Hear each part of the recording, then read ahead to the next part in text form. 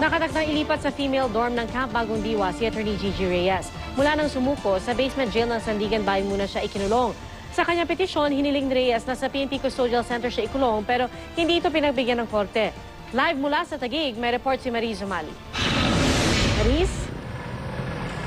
Pia, wala pang kasiguruhan kung anong oras ngayong gabi dadalhin dito sa Camp Bagong Diwa sa Taguig si Attorney Gigi Reyes. Dito sa female dormitory, nakatakdang ipiit itong si Attorney Gigi Reyes matapos ngang ilabas ng Sandigan Bayan 3rd Division ang commitment order na dito siya i-detain habang dinidinig ang kaniyang mga kasong plunder at graft kaugnay ng pork barrel scam.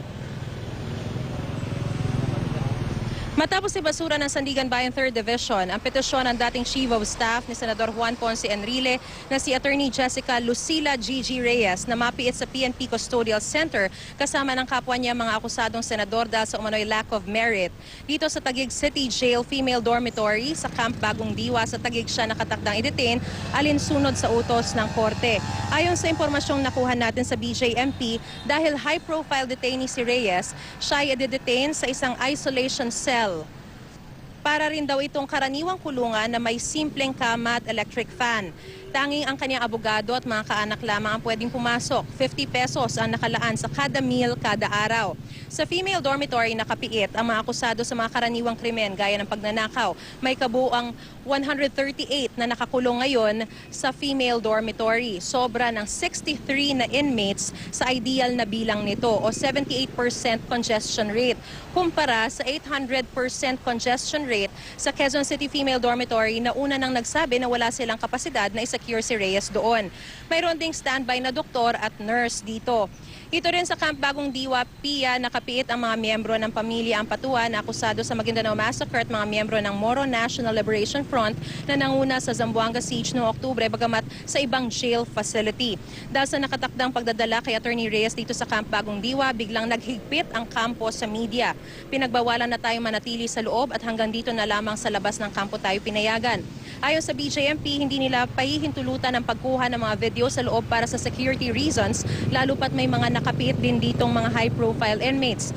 Banda pasado alas 5 ng hapon, may mga movement na tayo nakita rito sa Camp Bagong Diwa. May truck at bus ng mga pulis na dumating habang 3 hagad naman ang umalis. Bagamat wala pang impormasyon kung may kaugnayan ito sa pagsundo at pagsisecure kay Reyes. Nauna nang hiniling ni Reyes sa korte na sa PNP Custodial Center na lang siya ipiit kung saan nakadetain din sina Senador Ramon Bong Revilla Jr. at Senador Jose Jinggoy Estrada. Pansamantala siyang na-detain sa Sandigan Bayan Jail matapos niyang sumuko roon pagka-issue ng warrant of arrest para sa kanya sa kasong plunder at graft kaugnay ng pork barrel scam. Pia, pagdating dito ay ipepresenta ang commitment order at pagkatapos ay sasailalim din siya sa medical check-up para masiguro na siya ay nasa maayos na kondisyon pag dinala na siya rito. Pia?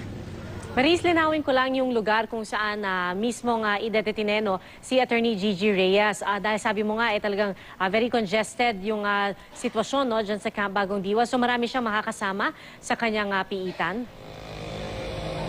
Pia, ang sinabi natin, 78% congestion rate kung ikukumpara dun sa 800% congestion rate sa Quezon City Jail. Kasi ang unang plano sana ng Sandigan Bayan ay doon siya ipapiit.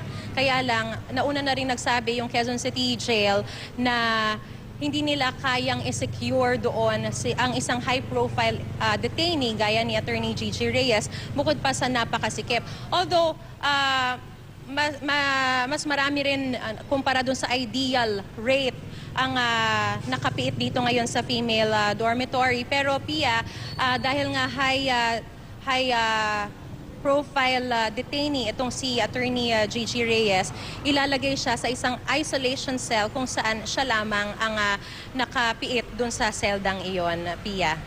Maraming salamat, Maris Zumali.